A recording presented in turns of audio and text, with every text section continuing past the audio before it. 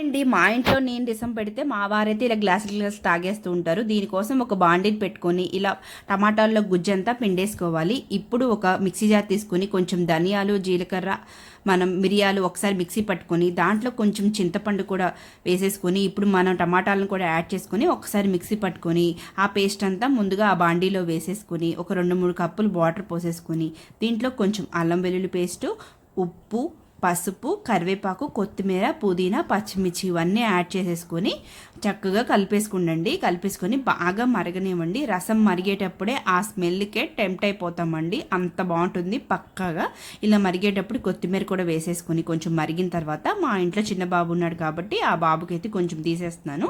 ఇప్పుడు తీసేసి ఒక స్పూన్ కారం యాడ్ చేసేసుకొని కొంచెం ఒక బెల్లం ముక్క కూడా వేసేసుకొని ఇంకొంచెం సేపు మరగనివ్వండి అండి. ఒక 5 to 10 minutes మరిగిన తర్వాత తాలింపు పెట్టుకోవడమేనండి. రెండిట్లో కొంచెం అంతేనండి. పక్కా బాగుంటుంది, ట్రై చేయండి.